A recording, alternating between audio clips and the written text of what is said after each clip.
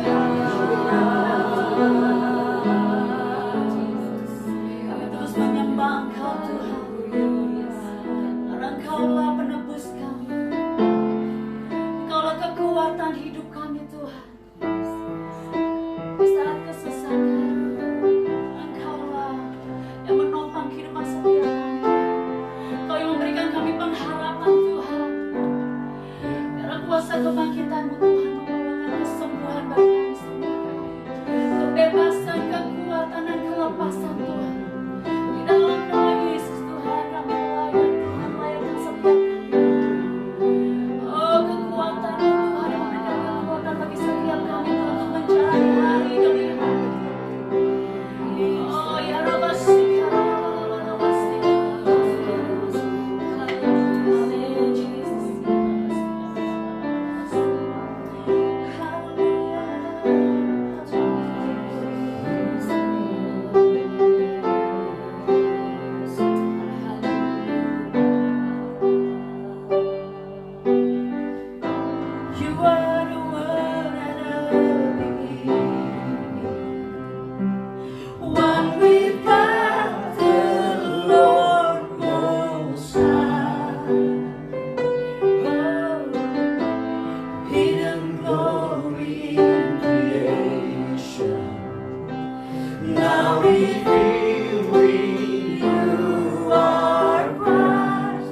What a beautiful name it is.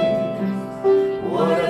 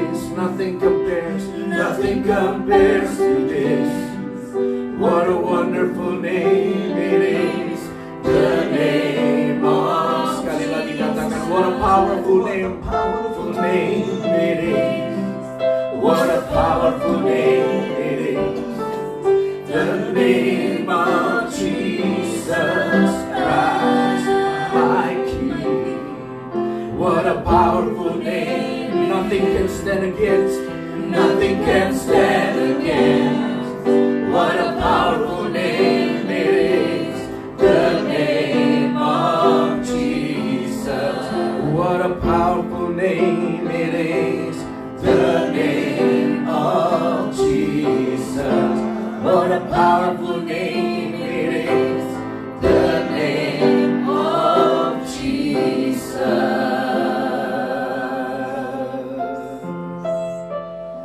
You are here, moving in our midst. I worship you. I worship you. You are here, working in this place. Working in this place.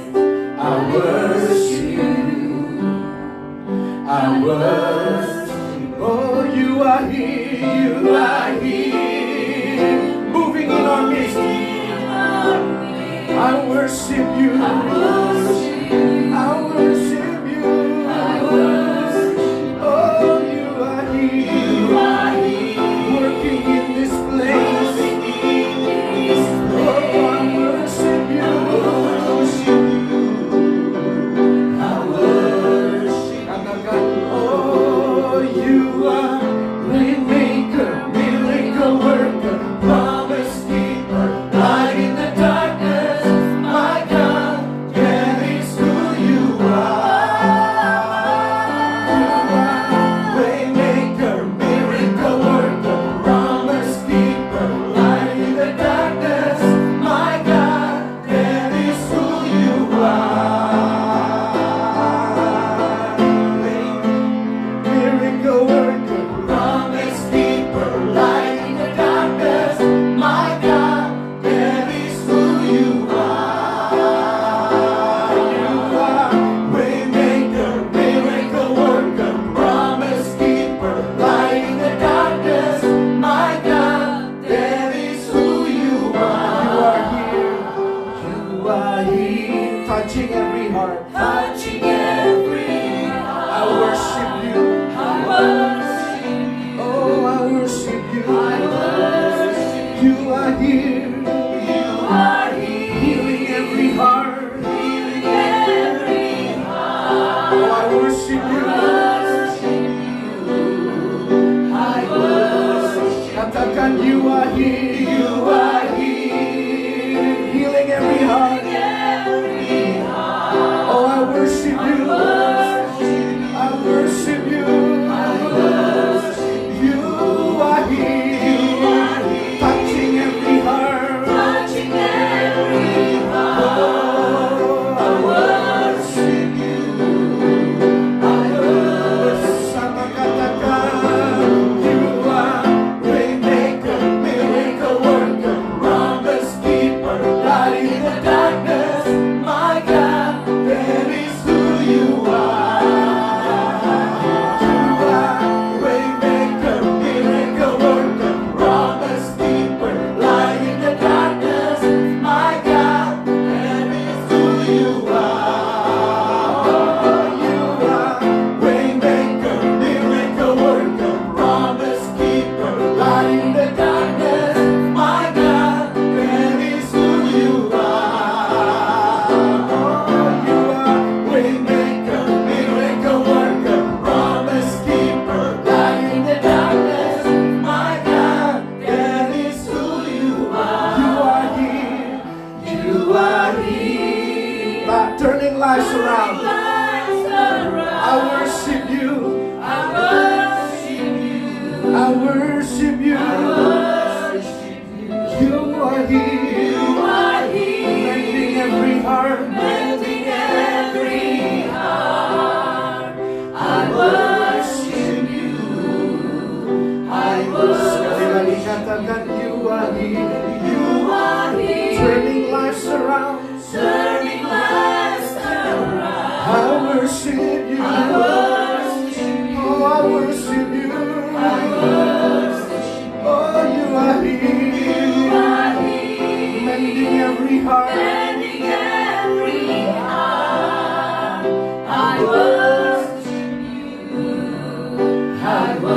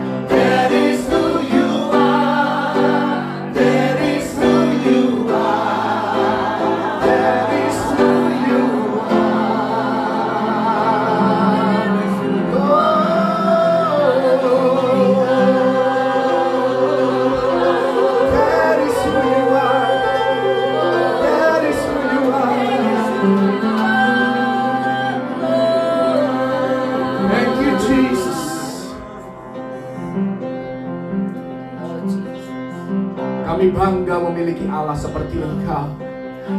You are waymaker. Yes. You are miracle worker. Yes. You are promise keeper. Yes. You are light in the darkness. Engkau yang membuka jalan bagi kami. Engkau membuat mujizat bagi kami Tuhan. Engkau bukan Allah yang berdusta, tetapi Engkau yang menggenapi setiap janjimu tepat pada waktunya. Bahkan Engkau menuntun kami selangkah demi selangkah, karena Engkau adalah terang dunia itu Tuhan. Sehingga kami tidak pernah lagi harus berjalan dalam kegelapan, melainkan dalam terang-Mu yang ajaib. That is who you are. Itulah Allah kami. Itulah Tuhan yang kami sembah. Namanya Yesus Kristus, yang hari ini kami peringati kebangkitannya dari antara orang mati, supaya kami pun pada akhirnya nanti akan dibangkitkan kembali. Mereka yang sudah terlebih dahulu meninggalkan dunia ini, mereka juga akan dibangkitkan terlebih dahulu. Dan kami akan bersama-sama dengan Engkau, berjumpa muka dengan muka dengan Engkau Yesus, Pencipta, Tuhan, dan Juru Selamat kami. Kami bangga kami boleh menyembah Engkau Tuhan. Kami bangga memiliki Allah seperti Engkau. Terima kasih Yesus. Terus lawat kami Tuhan, dimanapun kami berada. Setiap rumah tangga, setiap keluarga yang saat ini menyembah Engkau Tuhan, lawat Tuhan mereka. Lawat setiap kami Tuhan. Dan kalau ada kebutuhan, kalau ada sesuatu yang diperlukan, Engkau sendiri akan menjadi jawaban bagi keluarga, bagi rumah tangga yang berseru kepada nama Yesus. Biar hari ini setiap pengikut Kristus, setiap gereja Tuhan, setiap rumah tangga mengalami roh kebangkitan itu Tuhan. Dan kami boleh bangkit bersama-sama dengan Engkau. Kami boleh bangkit karena Engkau Tuhan. Terima kasih Yesus. Berkati lebih dan lebih lagi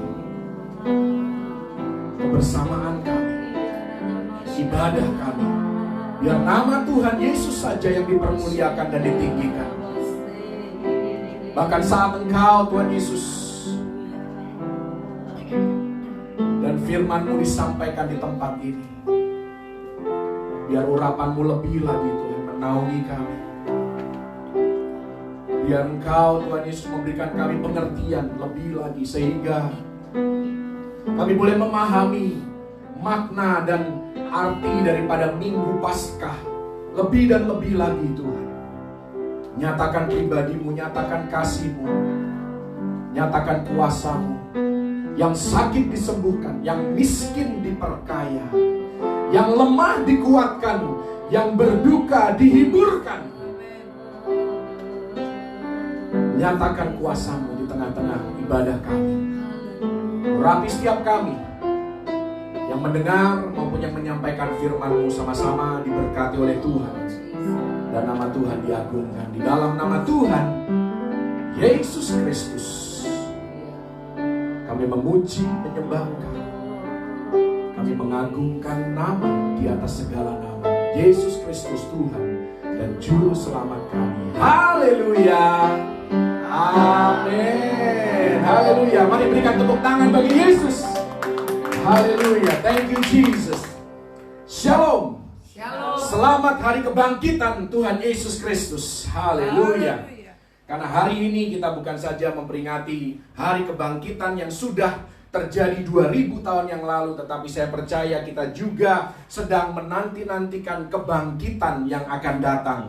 Yang terlebih dahulu orang-orang yang sudah meninggalkan kita, orang-orang yang kita kasihi. Saya percaya setiap keluarga ada orang-orang yang sangat Anda kasihi, yang sudah meninggalkan Anda terlebih dahulu. Mereka yang akan pertama kali diangkat, ya, ketika Yesus datang kali yang kedua pada saat pengangkatan itu, ya, mereka akan terlebih dahulu diangkat. Kemudian Anda dan saya yang masih hidup, ya, mereka yang masih hidup di muka bumi ini, ada satu waktu di mana hukum gravitasi tidak lagi berlaku bagi, ya, umat Tuhan, karena kita semua akan diangkat bertemu dengan Yesus di awan kemuliaan dan diberikan tubuh kemuliaan, tubuh yang tidak pernah lagi akan bertambah lemah, tetapi terus konstan, terus stabil, ya, hidup dalam sukacita di dalam rumah Bapa. Haleluya, haleluya. Ya, hari ini izinkan saya untuk membagikan firman Tuhan tentang Paskah. Dan kembali saudara, kalau Anda rindu diberkati lebih lagi, saya mau encourage Anda, saya mau mendorong Anda supaya Anda tidak sekedar mendengar firman Tuhan, tetapi Anda boleh mencatat firman ini. Ya, tapi karena, ya, ibadah ini juga direkam, Anda bisa kembali dan mendalami lebih lagi firman yang disampaikan. Karena setiap kita, saya percaya, kalau kita mau merenungkan firman, kalau kita mau melakukan firman, kalau kita mau belajar firman, ada hal-hal yang luar biasa yang Tuhan bisa tambahkan di dalam kehidupan kita. Ya, karena firman Kristus, pendengaran akan firman Kristus akan memunculkan iman percaya kita. Dan iman itulah yang membuat kita berkenan di hadapan Tuhan. Ya, sekali lagi, kalau Anda mau memberikan persembahan, ya, baik itu persembahan kasih, persembahan diakonia, persembahan kolekte, ataupun perpuluhan, Anda bisa mentransfernya ke nomor rekening BCA 523-014-5247 atas nama GBI Geraha Bethel Mount Hermon. Tuhan Yesus memberkati persembahan Bapak, Ibu, saudara-saudari yang dikasihi oleh Yesus Kristus. Saya mengajak Anda langsung kita masuk di dalam kebenaran firman Tuhan yang hari ini kembali saya akan sampaikan dengan singkatan Paskah. Jadi ada 6 poin hari ini yang akan kita pelajari tentang Minggu Paskah, P-A-S-K-A-H. Itulah 6 poin firman Tuhan yang akan disampaikan pada Anda hari ini. P yang pertama dari kata Paskah artinya pengangkatan. Karena kebangkitan Kristus memberikan gambaran kepada Anda dan saya tentang pengangkatan. Jadi kalau Anda tidak percaya kebangkitan, Anda tidak akan percaya pengangkatan. Padahal hal pengangkatan ditulis jelas-jelas di dalam Alkitab. Salah satunya ada di Roma 8 ayat yang ke-11. Di sana dikatakan, jika roh Dia yang telah membangkitkan Yesus dari antara orang mati diam di dalam kamu, maka Ia yang telah membangkitkan Kristus Yesus dari antara orang mati akan menghidupkan juga tubuhmu yang fana itu oleh rohnya yang diam di dalam kamu. Rasul Paulus juga menulis di tempat lain dalam 1 Tesalonika 4 ayat 16 dan ayat yang ke-17. Ini merupakan pengharapan yang diberkati, the blessed assurance bagi Anda dan saya pengikut Kristus. Sebab pada waktu tanda diberi, yaitu pada waktu penghulu malaikat berseru dan sangkakala Allah berbunyi, maka Tuhan sendiri akan turun dari surga, dan mereka yang mati dalam Kristus akan lebih dahulu bangkit. Sesudah itu kita yang hidup, yang masih tinggal, akan diangkat bersama-sama dengan mereka dalam awan menyongsong Tuhan di angkasa. Demikianlah kita akan selama-lamanya bersama-sama dengan Tuhan. Satu hal yang kita bisa belajar, bahwa karena pengorbanan Yesus, kematian bukanlah sesuatu yang final. Kematian bukanlah sesuatu yang harus ditakuti, tetapi kematian hanyalah sebuah kejadian, sebuah insiden dalam kehidupan kita. Kematian artinya pemisahan antara jiwa dan tubuh.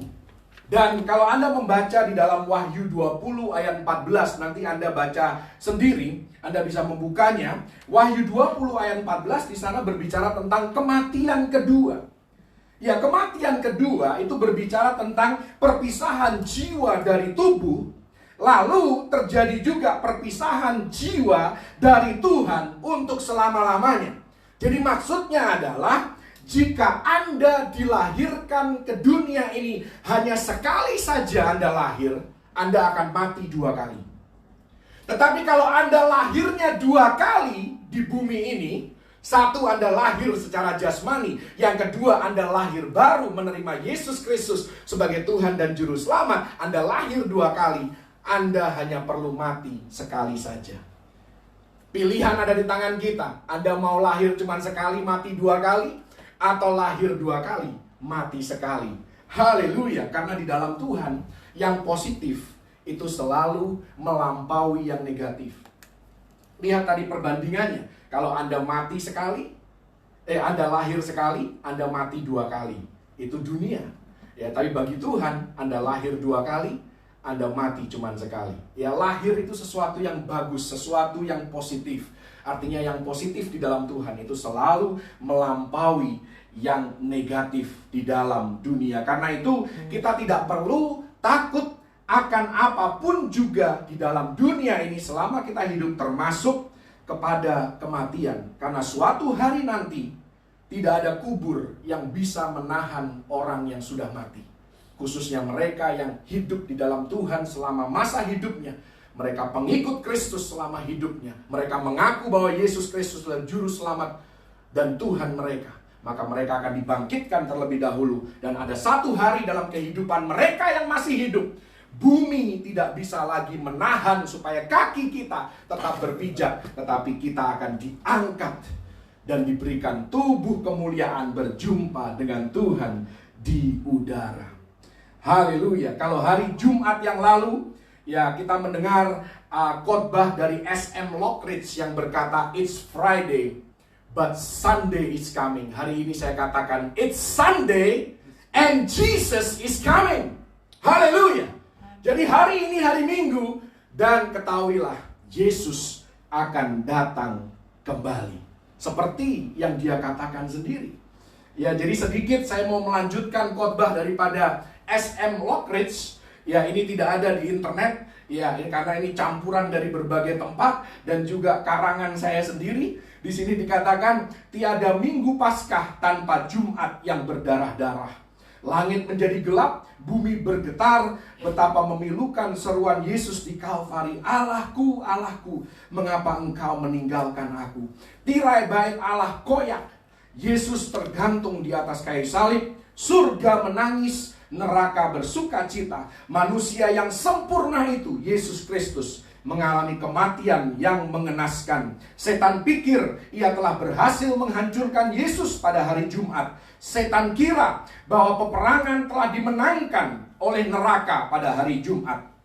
Namun 3 hari kemudian, malaikat dikirim dari surga untuk menggulingkan batu itu. Yesus Kristus melangkah keluar dari kubur itu. Pesan Paskah hari ini, ia tidak lagi ada di dalam kubur. Ia sudah bangkit.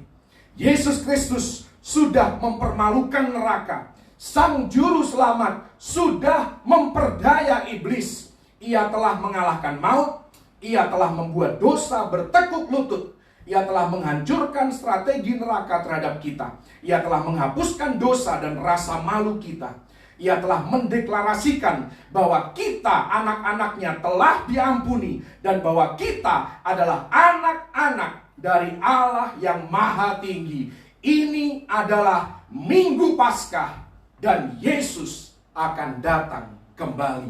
It's Sunday and Jesus is coming. Kalau di dalam khotbah S.M. Lockridge yang lalu dikatakan bahwa dunia menang, manusia hidup dalam dosa, kejahatan tersenyum lebar. Saya mau katakan hari ini, dunia bisa saja terlihat menang. Dosa bertambah-tambah, kejahatan tersenyum lebar selama kita hidup. Namun kita, anak-anak Tuhan, kita pengikut Kristus, kita harus siap sedia. Persiapkan hati kita, persiapkan keluarga kita, karena Yesus akan datang segera. Seperti saya sampaikan tadi, bahwa kita bukan saja memperingati kebangkitan 2000 tahun yang lalu, tetapi kita juga mengantisipasi kebangkitan yang akan datang. Dan kita akan melihat iblis dilemparkan ke lautan api untuk selama-lamanya. Itu adalah P dari Paskah, pengangkatan. Bagaimana kita bisa siap untuk pengangkatan? Anda perlu huruf A. Karena setelah P, ya diikuti dengan huruf A. Huruf A adalah singkatan dari anak domba. Kalau Anda mau diangkat, kalau Anda rindu mengalami perjumpaan dengan Yesus di awan kemuliaan, Anda harus punya anak domba. Kita harus memiliki anak domba. Kita boleh tidak mempunyai banyak hal jasmani dalam kehidupan ini. Kita boleh saja tidak punya banyak kekayaan atau banyak harta, atau kita bukan orang yang populer, kita tidak terkenal. Tetapi satu hal yang terpenting dalam kehidupan kita, khususnya di masa-masa seperti ini, kita harus punya anak domba. Saya dulu berpikir bahwa setelah kebangkitan, Yesus seringkali disebut sebagai singa dari Yehuda. Memang benar bahwa Yesus adalah singa dari Yehuda.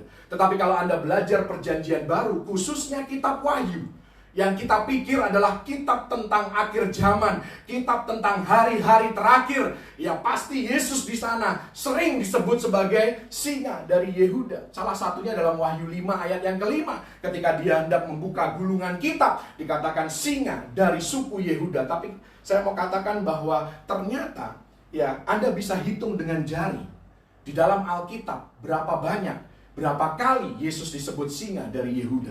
Jauh lebih banyak. Anda tidak cukup menggunakan jari tangan maupun jari kaki Anda untuk menghitung jumlah ayat di mana Yesus dikatakan sebagai anak domba. Jadi Yesus sebagai anak domba itu jauh melampaui Yesus sebagai singa dari Yehuda. Karena Alkitab yang menekankan, firman Tuhan tahu apa yang terpenting dalam kehidupan Anda dan saya adalah kita memiliki anak domba.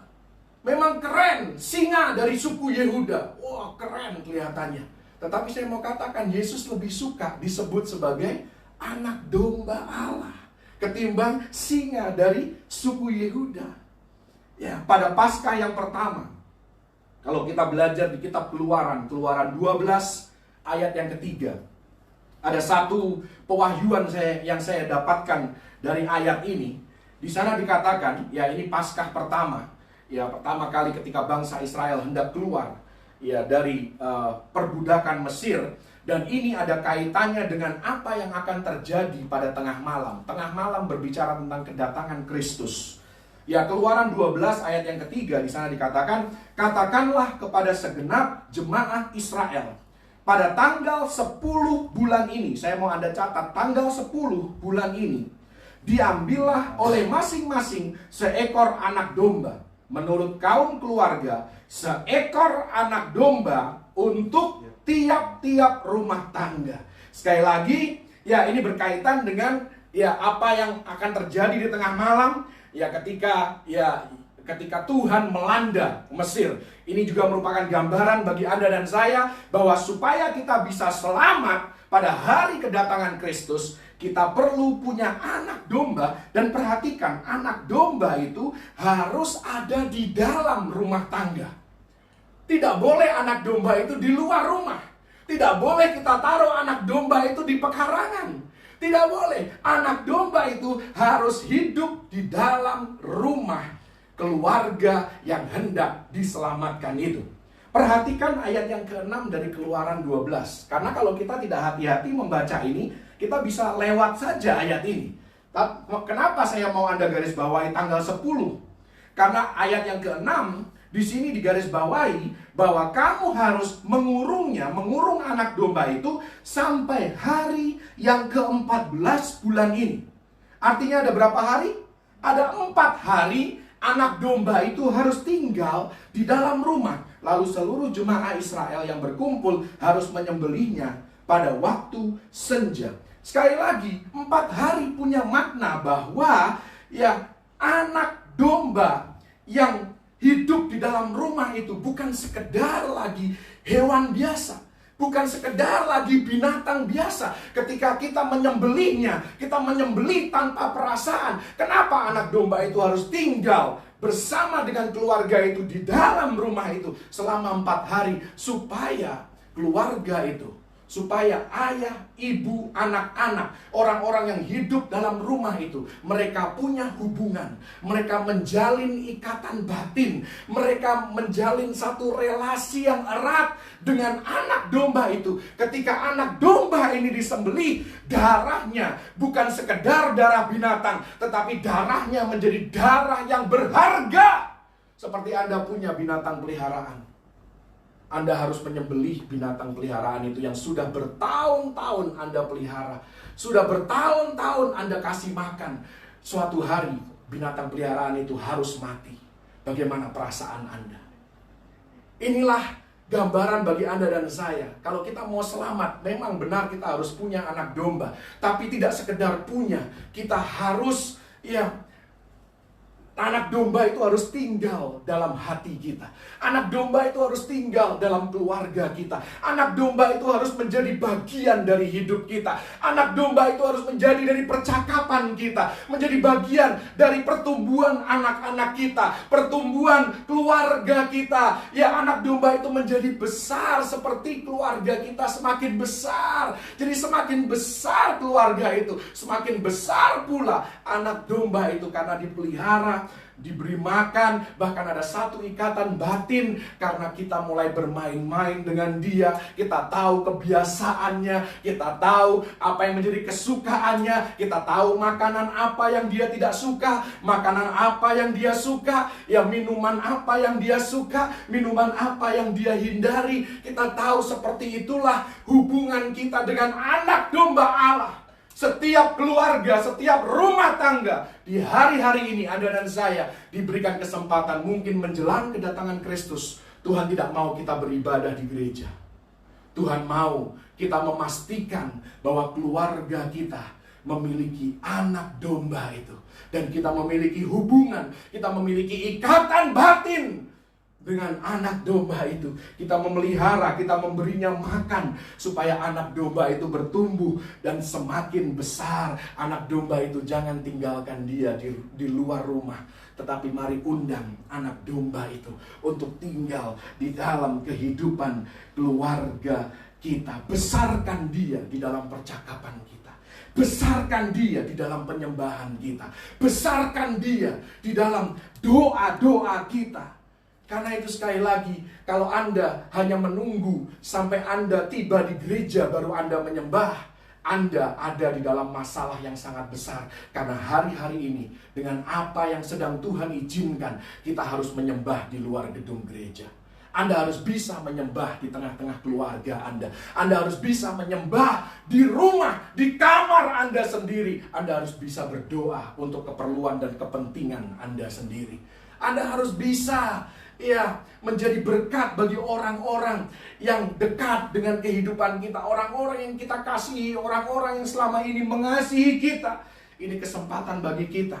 Tuhan mau melihat hati kita, apakah kita masih beribadah ketika kita ada di luar gereja sekalipun.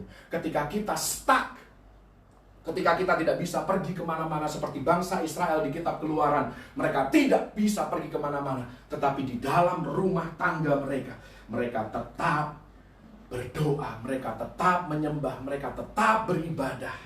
Karena itu mari beri makan imanmu, beri makan anak domba yang hidup di dalam dirimu, supaya imanmu bangkit dan engkau bisa mengalahkan ketakutan.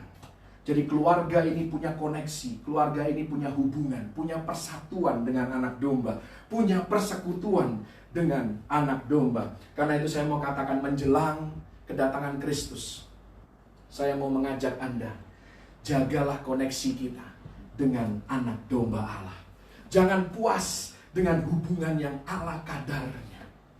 Di waktu seperti ini kita perlu memiliki anak domba itu di rumah, di hati kita, dan juga di dalam keluarga kita. Kita perlu memeliharanya, kita perlu mengundangnya, Kita perlu untuk mengikut sertakan dia di dalam perjamuan makan kita. Artinya ketika kita perjamuan kudus, kita mengangkat roti dan anggur. Ya, kita libatkan dia, kita undang dia, karena itulah kesempatan kita mengingat akan dia. Jadi untuk Anda bisa mengalami pengangkatan, Anda harus punya anak domba.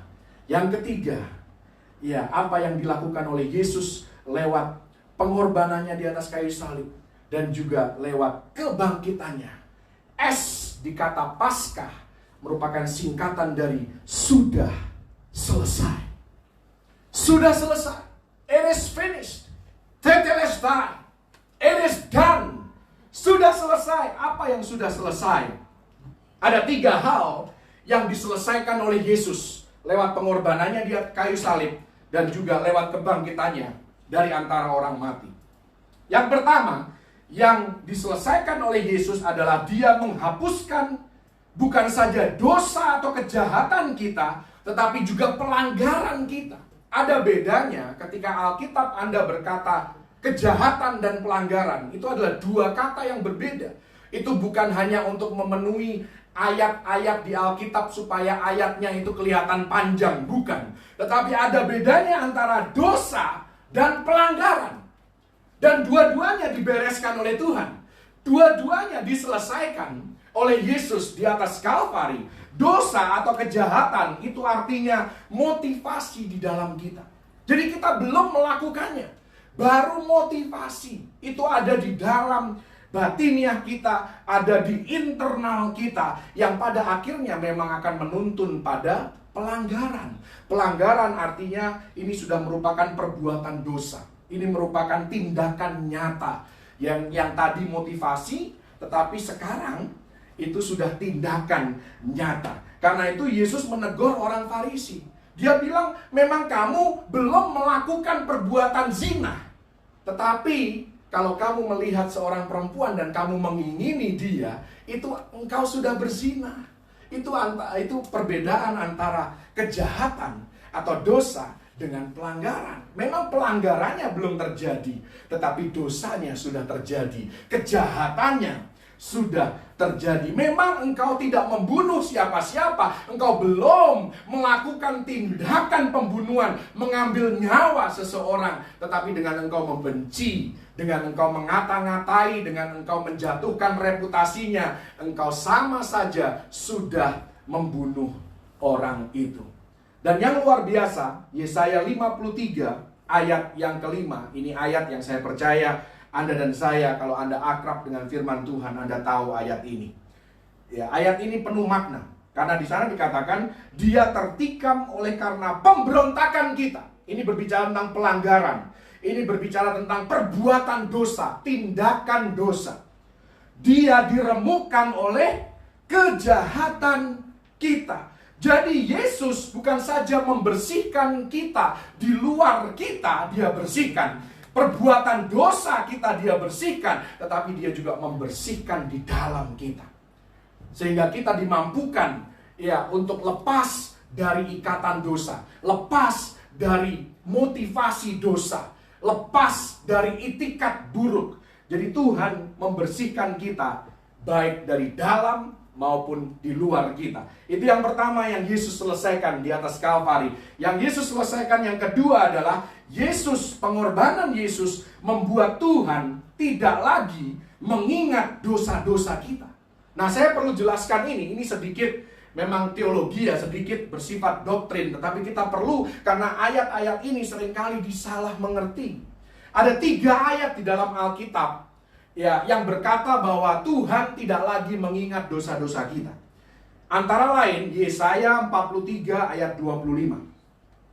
Ya, di sana dikatakan, akulah dia yang menghapus dosa pemberontakanmu oleh karena aku sendiri, dan aku tidak mengingat dosa-dosamu. Itu yang pertama. Yang kedua, Ibrani 8 ayat 12. Dikatakan di sana, sebab aku akan menaruh belas kasihan terhadap kesalahan mereka dan tidak lagi mengingat dosa-dosa mereka. Ya, karena kita mungkin tidak yakin, ada ayat yang ketiga, ya bunyinya mirip, yaitu Ibrani 10 ayat yang ke-17. di sana juga dikatakan, aku tidak lagi mengingat dosa-dosa dan kesalahan mereka. Inilah yang dilakukan Yesus di atas kayu salib. Pengorbanan Yesus membuat Tuhan tidak lagi mengingat dosa-dosa kita. Tapi saya mau jelaskan sedikit tentang arti kata mengingat. Mengingat itu artinya memunculkan sesuatu kembali untuk dipakai. Itu mengingat. Artinya begini, dengan dikatakan bahwa Tuhan tidak lagi mengingat dosa-dosa kita, bukan berarti Tuhan lupa atas dosa-dosa kita. Karena nggak mungkin Tuhan yang maha kuasa itu lupa. Tuhan tidak melupakan dosa-dosa kita. Jadi apa maksudnya Tuhan tidak lagi mengingat dosa-dosa kita? Artinya adalah bahwa Tuhan tidak akan memunculkan dosa itu kembali untuk melawan kita. Dia tidak akan memunculkan kembali dosa dan kesalahan kita untuk menentang kita.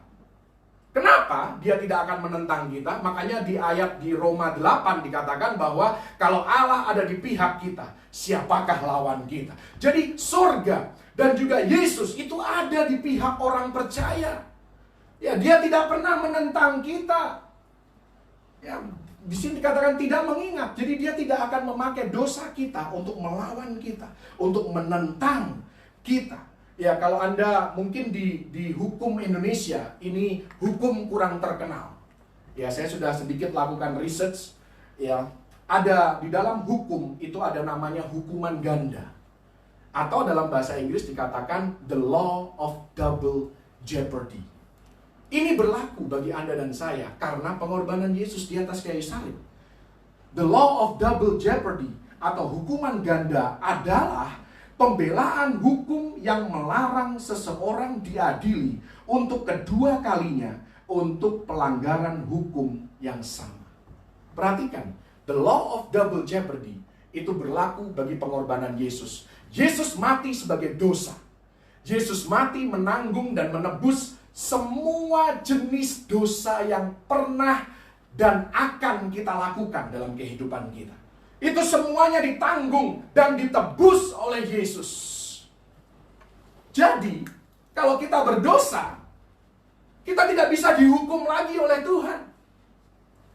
Tidak bisa, karena membuat Tuhan tidak adil. Karena the law of double jeopardy, hukuman ganda itu berlaku. Kalau kita berkata seseorang berdosa dan Tuhan menghukum dia, orang percaya saya bicara, orang percaya dia berdosa dan Tuhan menghukum dia, kita sama saja berkata bahwa pengorbanan Yesus tidak cukup. Pengorbanan Yesus lebih daripada cukup. Lebih daripada cukup untuk mengcover, menghapus semua dosa di dalam kehidupan kita. Itulah yang dilakukan oleh Yesus. Pengorbanan Yesus membuat Tuhan tidak lagi mengingat akan dosa-dosa kita. Jadi saat kita jatuh dalam dosa, Tuhan bukan mau menghukum kita, Tuhan mau memulihkan kita. Kalau kita mau datang kepada Dia, Dia akan pulihkan kita. Namun demikian saya perlu kasih catatan, karena akan banyak orang salah paham tentang hal ini. Wah, kalau Tuhan tidak lagi mengingat dosa-dosaku, aku bisa hidup sesuka hatiku. Bukan seperti itu. Karena setiap dosa yang kita lakukan, memang Tuhan tidak menghukum lagi. Karena semua hukuman dosa sudah ditanggung oleh Yesus. Tetapi setiap perbuatan dosa ada konsekuensinya. Ada akibatnya. Kalau Anda berbuat sesuatu, Anda suka mencuri, katakanlah, Anda suka menjatuhkan orang lain, konsekuensinya apa? Mungkin Anda tidak akan disukai oleh orang-orang di sekitar kehidupan Anda. Mungkin Anda tidak akan mendapatkan berkat yang seharusnya menjadi bagian dalam hidupmu. Berkat yang Tuhan berikan lewat orang lain. Tuhan masih bisa memberkati engkau, tetapi tidak lewat orang-orang di sekitar kehidupan Anda. Kenapa? Karena reputasi Anda tidak baik. Itu adalah konsekuensi daripada dosa. Karena itu kita harus tetap waspada di dalam kehidupan kita. Kita bersyukur bahwa Tuhan tidak lagi mengingat dosa-dosa kita. Kita bersyukur bahwa Tuhan tidak lagi melawan atau menentang kita karena dosa-dosa kita. Tetapi kita harus berjaga-jaga, tetap menjaga supaya kehidupan kita, ya, semua keberadaan kita dipakai untuk kemuliaan nama Tuhan. Ini membawa kita ke poin yang ketiga yang dilakukan, yang diselesaikan oleh Yesus di atas Kalvari. Yesus bukan saja dia mengampuni, menghapuskan dosa dan pelanggaran kita. Dia bukan saja membuat Tuhan tidak lagi mengingat dosa-dosa kita, tetapi dia juga melepaskan kita dari dosa itu. Karena itu sebagai orang Kristen kita harus lengkap nih. Mengikut Tuhan, memahami kekristenan kita harus lengkap. Kita tidak boleh berhenti hanya sampai pengampunan. Kita tidak boleh berhenti hanya sampai penghapusan dosa. Ya, artinya kalau kita hanya berhenti, kita bersyukur untuk dosa kita diampuni, dosa kita dihapuskan oleh darah Yesus, kita bersyukur, itu tidak ada salahnya. Tetapi artinya Anda belum mengalami Yesus, Anda belum mengalami Tuhan secara sepenuhnya. Ya, jadi yang ketiga ini berkaitan dengan kita dilepaskan dari tabiat dosa. Kita harus minta Tuhan, bukan saja mengampuni dosa kita, bukan saja tidak mengingat dosa kita, tetapi kita harus minta Tuhan untuk membereskan tabiat, itikat atau sumber dosa di dalam kehidupan kita, supaya tidak ada lagi hal-hal yang membuat kita menjadi batu sandungan. Karena dikatakan di dalam Roma 6 ayat yang ke-13, ini merupakan bagi orang yang sudah melewati tahap yang pertama dan yang kedua tadi. Tahap yang pertama dosanya diampuni, tahap yang kedua Tuhan tidak lagi mengingat dosa-dosanya. Ya, kita harus masuk ke tahap yang ketiga, yaitu janganlah kamu menyerahkan anggota-anggota tubuhmu kepada dosa untuk dipakai sebagai senjata kelaliman, tetapi serahkanlah dirimu kepada Allah sebagai orang-orang yang dahulu mati, tetapi yang sekarang hidup, dan serahkanlah anggota-anggota tubuhmu kepada Allah untuk menjadi senjata-senjata kebenaran. Jadi kalau dosa kita sudah dihapuskan oleh Tuhan, Tuhan tidak lagi mengingat dosa-dosa kita. Marilah kita memakai kehidupan kita, talenta kita, karunia kita yang Tuhan berikan dalam kehidupan kita untuk menjadi berkat bagi banyak orang. Untuk menolong orang-orang di sekitar kehidupan kita, untuk berbuat baik kepada orang-orang yang Tuhan utus dalam kehidupan kita. Bukankah itu yang dikatakan di dalam Efesus 2 ayat yang ke-10, bahwa kita diciptakan untuk perbuatan baik, kita diselamatkan untuk berbuat baik kepada orang-orang di sekitar kehidupan kita. Itu adalah huruf S, yaitu sudah selesai. Kita masuk ke 3 huruf terakhir. Huruf K berbicara tentang kebangkitan. Inilah yang kita peringati hari ini, kebangkitan. Tetapi kita bukan saja memperingati kebangkitan Yesus yang sudah terjadi 2000 tahun yang lalu, tetapi Anda dan saya pun kita perlu untuk bangkit. Ada 2 ayat yang saya mau share tentang kebangkitan, dan 2 ayat ini kalau kita pelajari kata aslinya, ternyata 2 kata yang sama memiliki makna yang berbeda. Filipi 3 ayat 10 dan 11. Ini ayat yang saya tahu Anda juga sudah tahu, ditulis oleh Rasul Paulus. Filipi 3 ayat 10 dan 11. 2 ayat ini punya kata kebangkitan di dalamnya. Tetapi 2 kata ini ternyata punya makna yang berbeda, karena bahasa aslinya pun berbeda. Di sini dikatakan, yang ku kehendaki ialah mengenal Dia dan kuasa kebangkitannya dan persekutuan dalam penderitaannya, di mana aku menjadi serupa dengan Dia dalam kematiannya. Kata kebangkitan di sini berbicara tentang kebangkitan Yesus dari antara orang mati. Tetapi ayat yang ke-11, perhatikan, supaya aku akhirnya beroleh kebangkitan dari antara orang mati. Ini tidak berbicara tentang kita bangkit dari antara orang mati seperti yang dikatakan oleh ayat ini. Mungkin terjemahannya karena keterbatasan kosakata, jadi ayatnya terdengar sepertinya kalau Yesus bisa bangkit dari antara orang mati, kita pun bisa bangkit. Dan berbicara tentang pengangkatan nantinya, berbicara tentang kedatangan Kristus. Tetapi kebangkitan di ayat yang ke-11 ini berbicara tentang hal yang sangat berbeda, karena ini berbicara tentang masa hidup Anda dan saya saat ini. Kristus dibangkitkan dari antara orang mati supaya Anda dan saya mengalami kebangkitan selama masa hidup kita. Artinya supaya Anda dan saya memiliki kualitas yang berbeda dengan dunia. Itulah arti kata kebangkitan yang kedua. Jadi mirip dengan yang tadi, kita diselamatkan bukan hanya untuk keegoisan kita, bukan supaya kita bisa hidup ceroboh, suka-suka hati kita. Kita diselamatkan supaya kita berbuat baik bagi orang lain. Kita menjadi berkat bagi orang lain. Kita memuliakan nama Tuhan lewat perbuatan kita, lewat perkataan kita, dan lain sebagainya. Inilah makna dari kata kebangkitan di ayat yang ke-11. Bahwa Anda dan saya setelah kebangkitan Kristus, setelah kita hidup dalam keselamatan di dalam nama Yesus Kristus, Anda dan saya diharapkan kita bisa memiliki kualitas hidup yang berbeda dengan dunia. Artinya apa? Kita harus bangkit dari kubur kehidupan. Karena banyak sekali kubur kehidupan. Ya, kalau Anda membaca, waktu saya mempersiapkan firman ini, saya diingatkan ada satu kisah dalam Yosua 10 tentang 5 raja Kanaan yang dikalahkan oleh bangsa Israel di bawah kepemimpinan Yosua. 5 raja ini karena mereka ketakutan sekali dengan apa yang Tuhan lakukan lewat bangsa Israel, mereka sembunyi di dalam gua. Mereka menolak untuk keluar dari dalam gua. Demikian juga dalam kehidupan kita. Kita punya gua yang musuh suka tempatkan kita di sana. Gua kebencian. Ya, kita mengalami kepahitan, itu kita sedang masuk gua. Dan Tuhan sedang mengatakan, karena aku sudah bangkit dari antara orang mati, karena aku sudah keluar dari kuburku, aku mau engkau sebagai pengikutku, engkau juga harus keluar dari gua, dari kubur kehidupanmu, kubur kebencian, kubur kepahitan, kubur iri hati, kubur kekecewaan, kubur ketersinggungan. Anda harus keluar. Dan Anda sudah diberikan roh kebangkitan itu untuk Anda bisa keluar dari kubur kehidupan Anda. Di sana ada 5 raja yang arti namanya secara tidak sengaja, ya saya coba cari. Memang nama-nama raja ini ada arti positifnya, ada juga arti negatifnya. Karena saya sedang berbicara tentang kubur kehidupan, saya mengambil arti negatifnya. Ada 5 raja dari 5 kota atau 5 daerah di sana. Yang pertama, ya Yosua 10 ayat yang ketiga, di sana ditulis nama raja-raja itu dan mereka raja dari mana.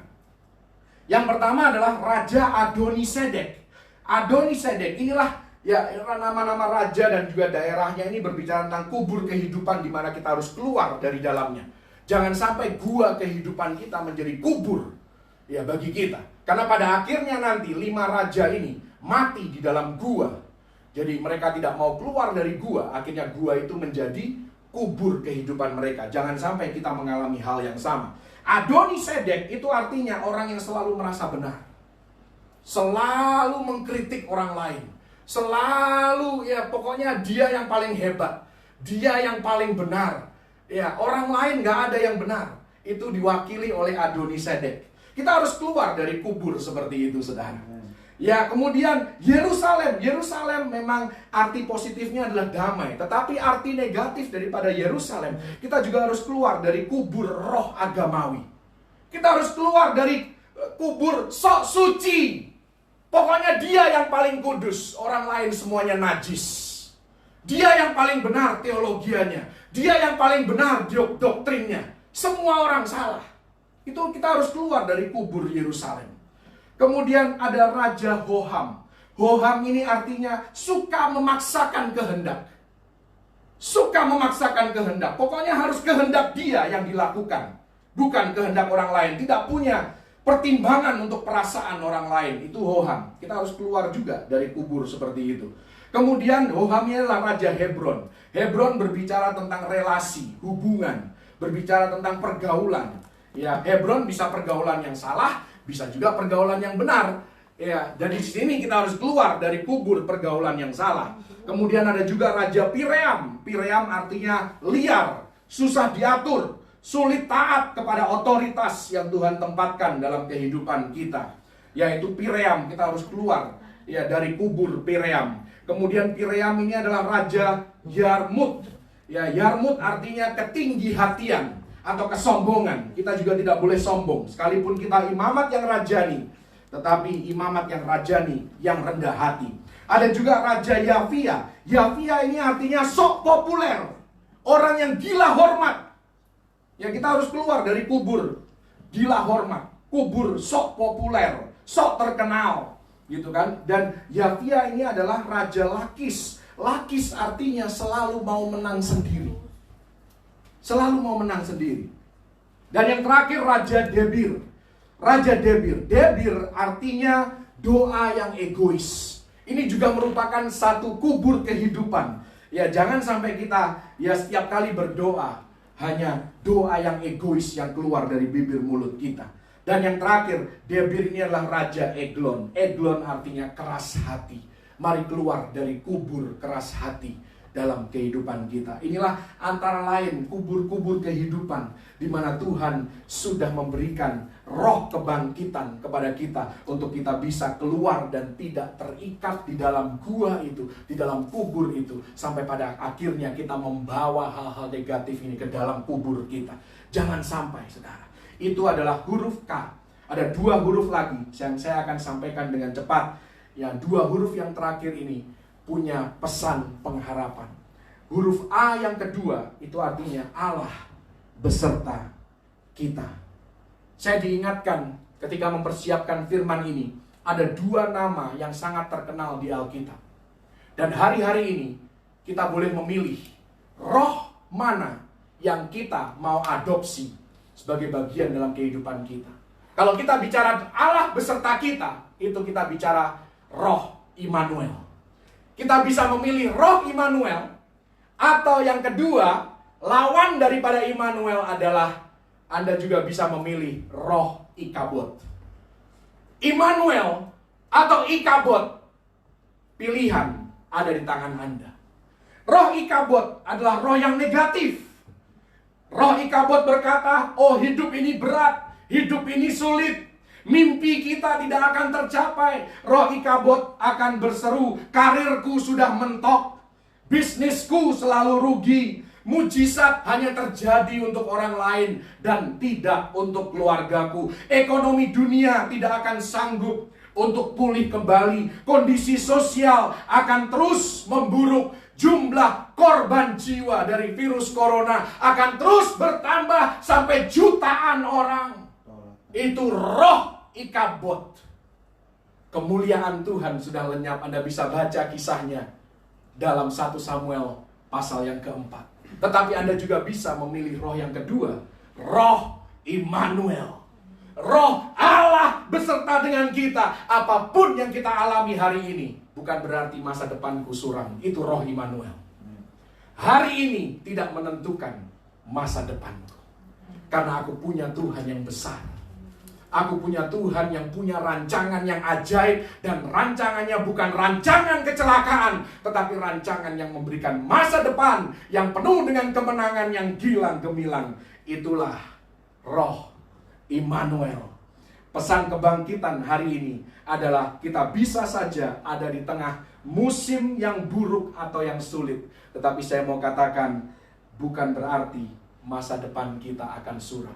Bersama dengan Immanuel, Allah beserta dengan kita, maka masa depan kita ya di tangan Tuhan.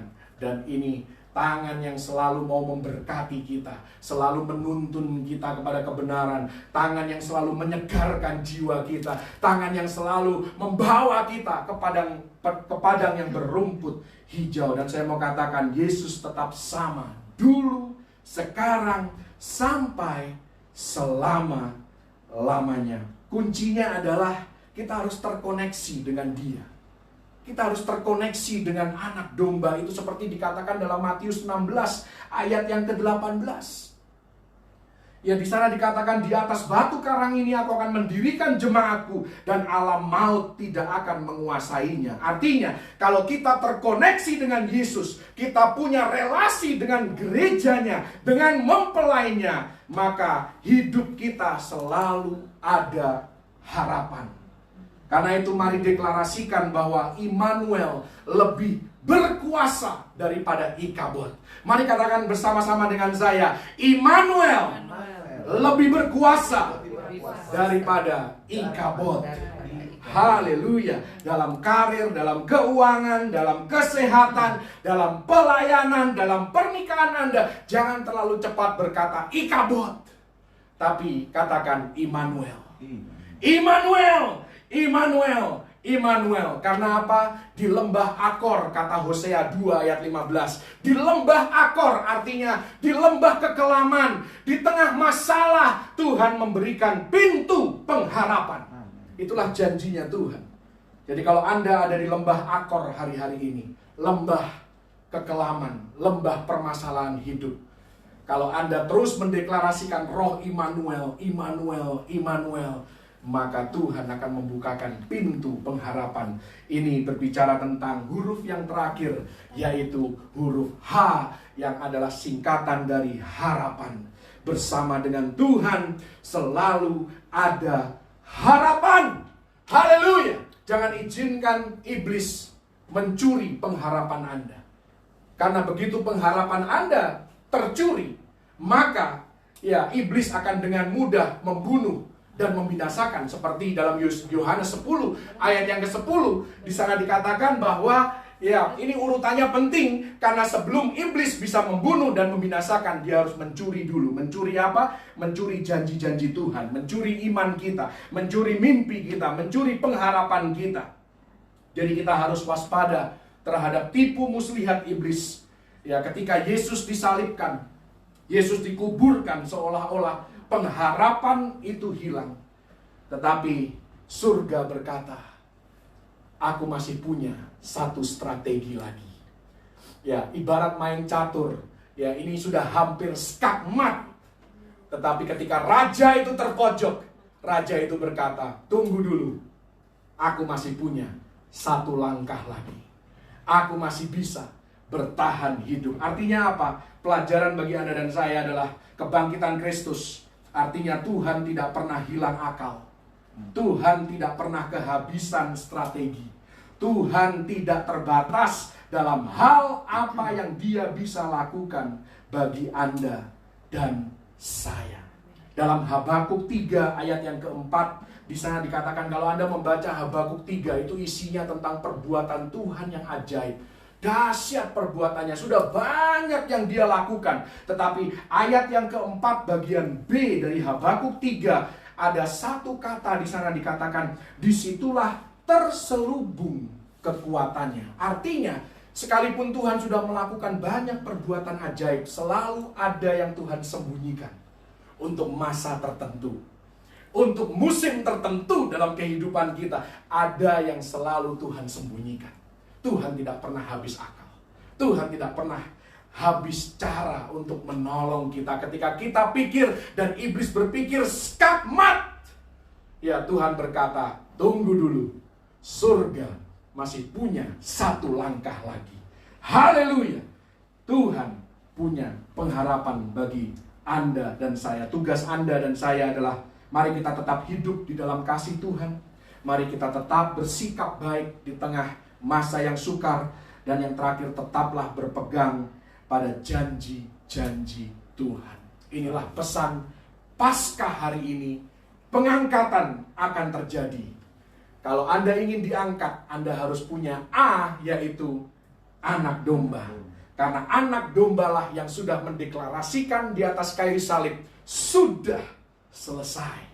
Dan Dia akhirnya mengalami kebangkitan dari antara orang mati. Karena itu Anda dan saya pun bisa mengalami kebangkitan dari kubur kehidupan kita. Dan mari kita serukan, Allah beserta dengan kita. Immanuel lebih berkuasa daripada Ikabod. Dan yang terakhir, teruslah berpengharapan. Karena Raja kita, Tuhan kita, tidak pernah kekurangan strategi. Dia selalu punya cara untuk menolong Anda dan saya apapun masalah di dalam kehidupan kita. Tuhan Yesus memberkati, dan sekali lagi selamat hari kebangkitan. Biar kita semua hari ini dibangkitkan untuk menjadi pribadi yang lebih baik, menjadi berkat yang lebih lagi bagi orang-orang di sekitar kehidupan kita. Nama Tuhan Yesus saja yang dipermuliakan. Haleluya.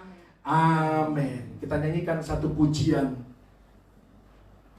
Because He lives, I can face tomorrow.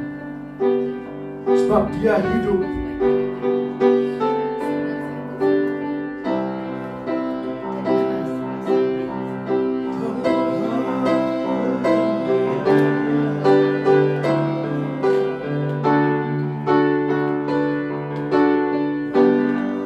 Because He lives, because He lives, I can face tomorrow. Because He lives, all fear is gone, all fear is gone. Because I know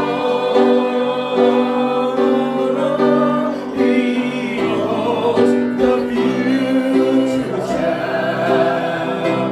and life is worth the living just because He lives. Lagi-lagi, because He lives, because He lives, I can face tomorrow.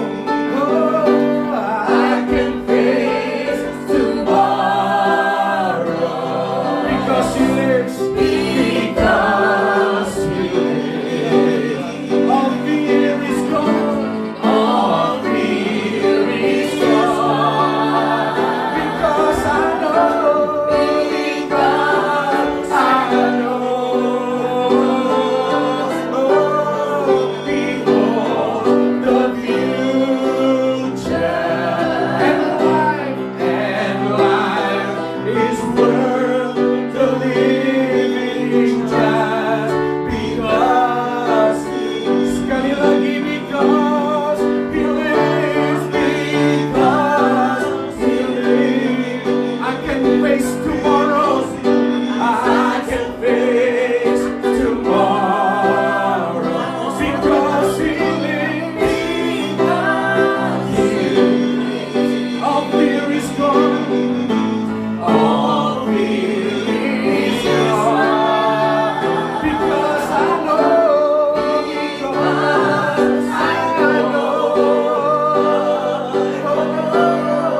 He holds the future, and life is worth the living just because. Kita nyanyikan sebab Dia hidup, oh, sebab Dia hidup. Ada hari esok, ada hari esok, sebab Dia hidup, hidup. Ku tak gentar,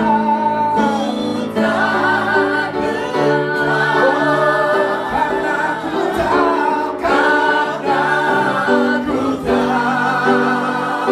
Dia pegang hari esok. Hidup jadi berarti sebab Dia hidup. Sekali lagi katakan, sebab Yesus hidup, sebab Yesus hidup. Ada hari esok, ada hari esok. Sebab Yesus hidup, sebab Yesus hidup. Kami tidak perlu takut, Tuhan. Ku tak gentar. Ini alasannya, karena ku tahu, ku tahu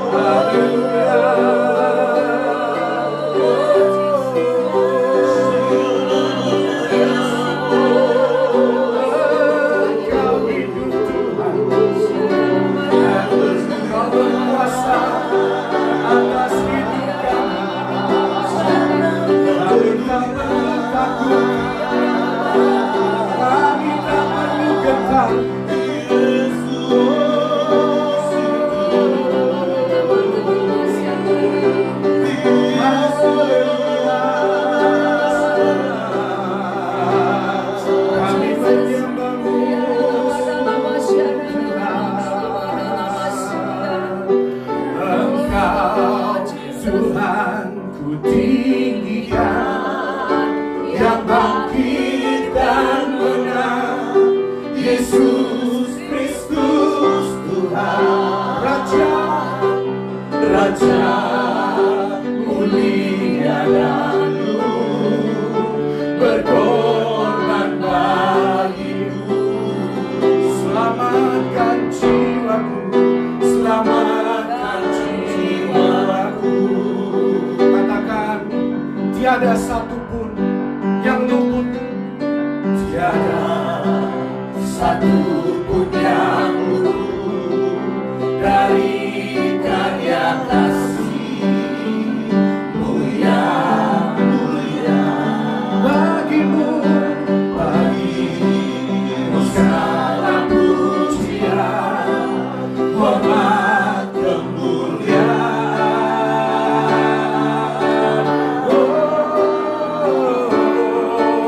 Engkau Tuhan ku tinggikan, yang bangkit dan menang, Yesus Kristus Tuhan. Raja mulia dan luhur, berkorban bagiku. Maka jiwaku memuja, maka jiwaku memuja, menyembah Sang Raja, Yesus Kristus Tuhan. Sempurna kuasa-Mu, agunglah karya-Mu. Oh, Yesus Kristus Tuhan. sungguh kami mengagumi karya-Mu Tuhan. Sungguh kami heran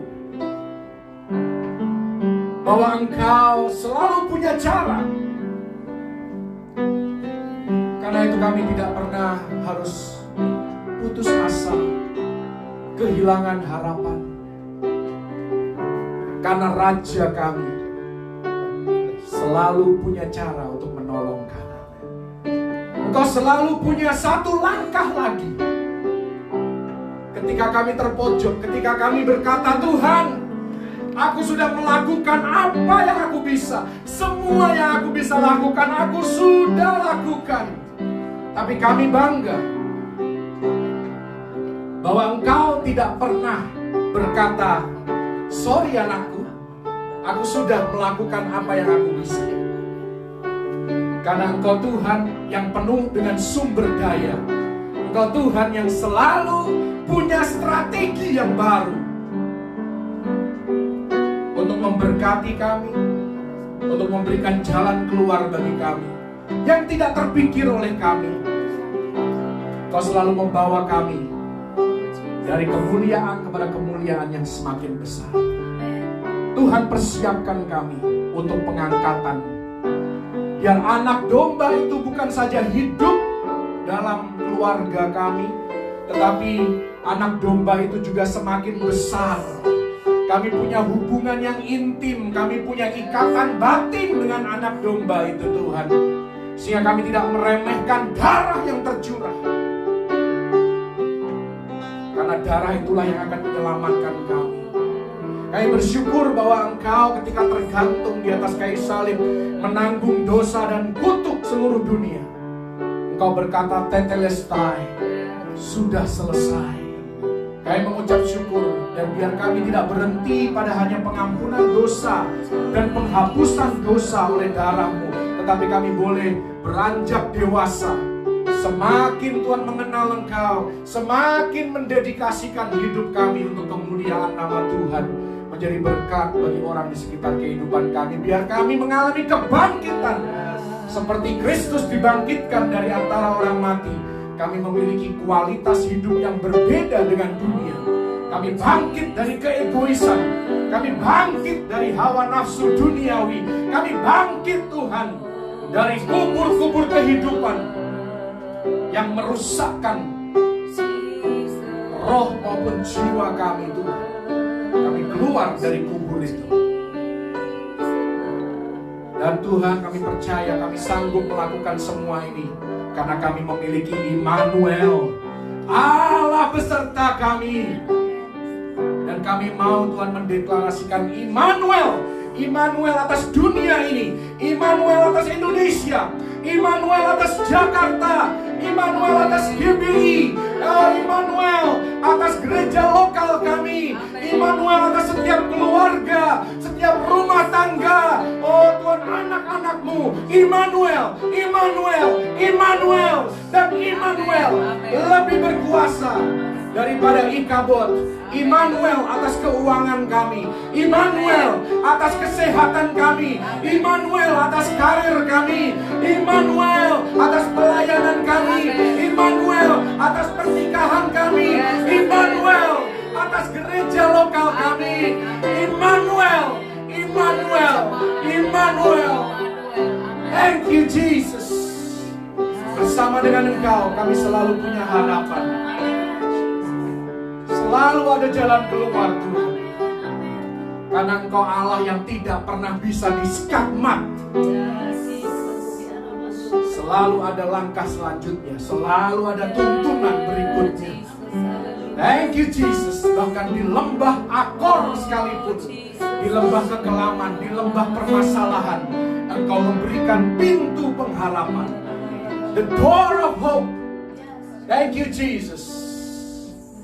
Bersyukur untuk kuasa kebangkitan yang semua kami mengalaminya, dan kami dibangkitkan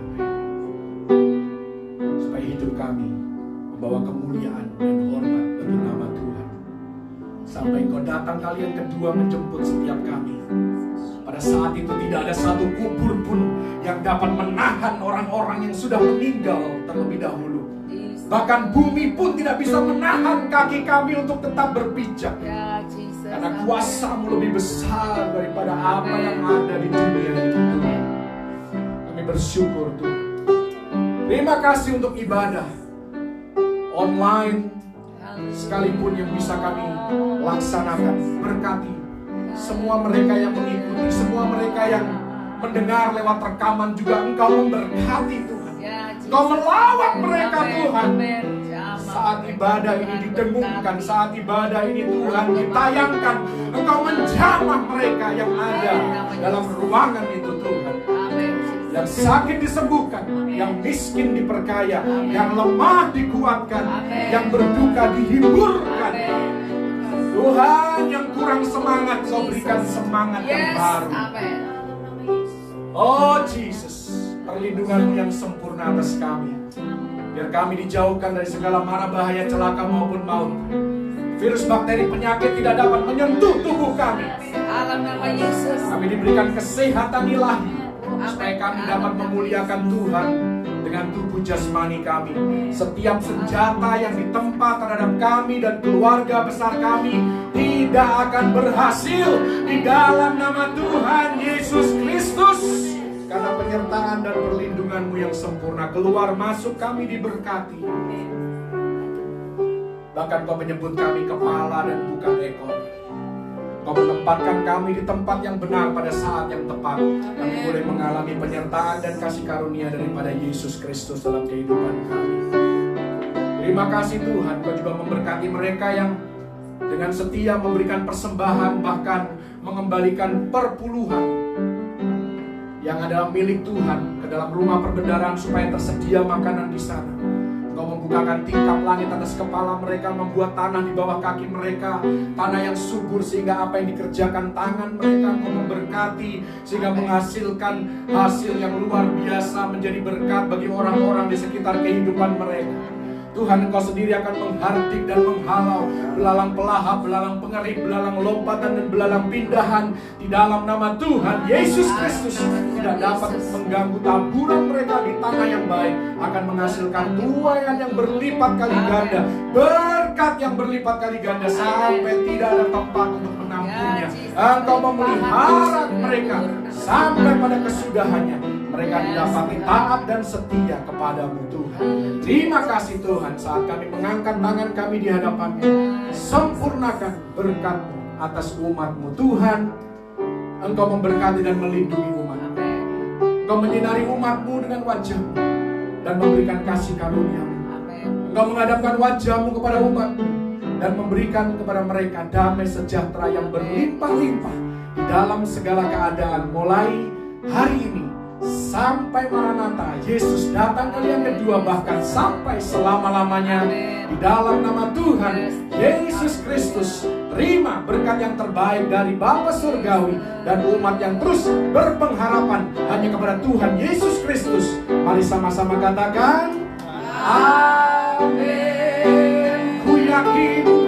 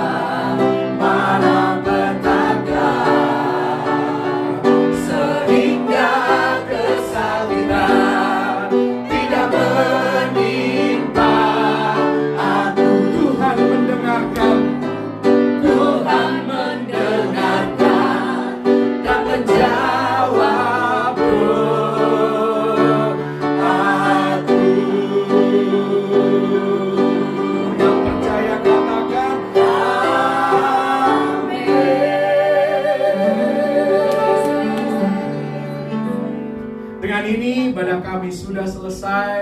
Selamat hari kebangkitan Kristus. Tuhan Yesus memberkati, Tuhan Yesus menguatkan, Tuhan Yesus senantiasa melindungi, dan engkau senantiasa hidup di dalam berkat Tuhan yang tidak berkesudahan. Haleluya, haleluya. Selamat Paskah.